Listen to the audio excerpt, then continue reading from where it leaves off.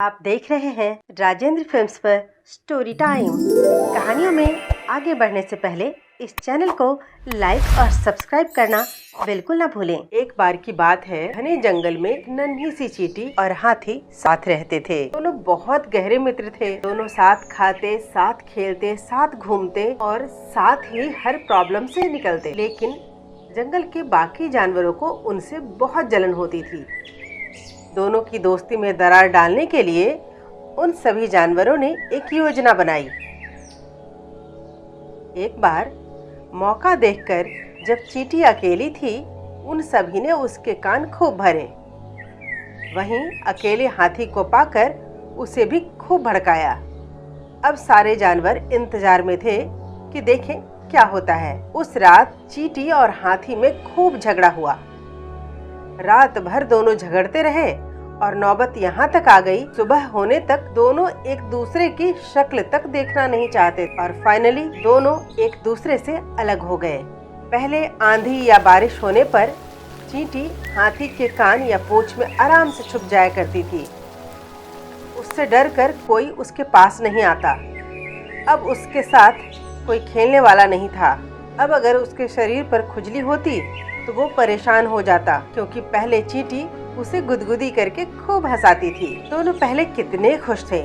अब दोनों यही याद किया करते। एक दिन तेज आंधी आई और चींटी को उड़ा कर ले गई और कांटों पर जा पटका। बेचारी नन्ही चींटी, उसके तो शरीर ही घायल हो गए और बाकी जानवर खूब उसकी हंसी उड़ाने लगे। उधर हाथी को एक दिन पीठ में बहुत ज्यादा खुजली हुई तो उसने बंदर से अपनी पीठ खुजाने के लिए कहा।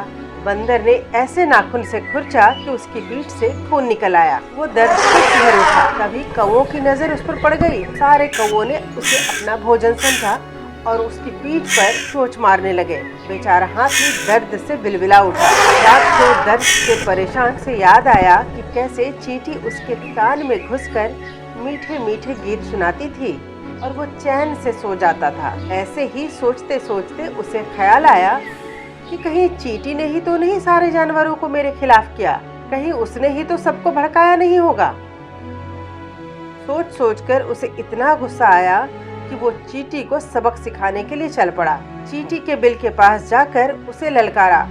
तुम में हिम्मत है तो आओ मुझसे लड़ो। सीधे सीधे वार करो, देखते हैं कौन जीतता है। ऐसे पीठ पीछे चुगलियां मत करती फिरो। वो बिल से बाहर निकल आई और बोली, मोटे बुद्धि वाले, तू क्या मुझसे जीतेगा मोटे। हाथी ने गुस्से से कहा। तेरी ये मजाल, तुझे तो मैं यूं मसल के रख दूंगा। कहते हुए हाथी ने अपना पैर उठाया, लेकिन चींटी तो तब तक पेड़ पर चढ़ चुकी थी और हंसती हुई बोली, तेरे बस में नहीं मुझसे जितना। हाथी को और गुस्सा आया और उसने पेड़ को जड़ से उखाड़ दिया। अब उसे पूरा यकीन था कि चींटी अब तो मरी। उसने चैन की सांस ली। तभी चींटी धीरे से उसके कान के अंदर से बोली, कहो कैसी लगी मोटू, मुझसे जितने चले थे। हा हा हा हा। हाथी हैरान रह गया। तुम मेरे कान में कब घुसी? जब तुम पेड़ को जड़ से उखाड़ रहे थे ना, मैंने सीधे तुम्हारे कान में छलांग लगा दी। हाथी ने अपने कान पर अपनी पूंछ से मारना शुरू किया। चींटी भी कहाँ कम थी। वो जमीन पर गिरते ही सीधा हाथी के सूंड में जा घुसी और अंदर से काटना शुरू किया। अब तो हाथी छींक छींक कर परेशान हो गया। उसने चींटी को बाहर निकालने के लिए अपनी सूंड कभी दरख्त पे पटका तो कभी किसी पत्थर पे पटकना शुरू किया, लेकिन चींटी टस से मस नहीं हुई और अंदर बैठी मजे लेती रही। आखिर में हाथी के सूंड से खून निकलने लगा। कुछ देर ऐसे ही सूंड यहाँ वहाँ पटकने से उसके शरीर से इतना खून गिर चुका था कि वो मरने की हालत में आ पहुंचा। अब उसकी हालत अत्यंत गंभीर हो चली। वो बड़ी मुश्किल से कहा, अब मैं नहीं बचूंगा चींटी।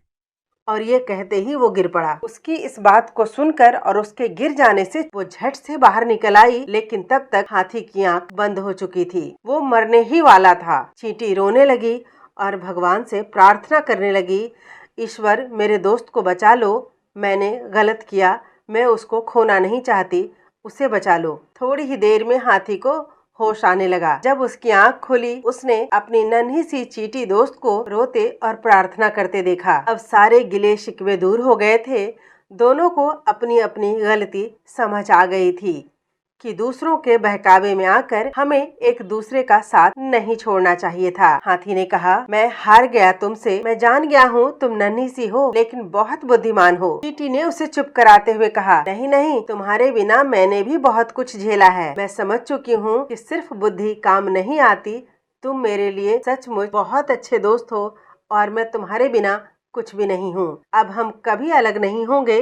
दोनों ने एक दूसरे से वादा किया और सदा के लिए फिर से दोस्त बन गए। ऐसे ही बेहतरीन और मनोरंजक कहानियों के लिए बने रहिए हमारे साथ।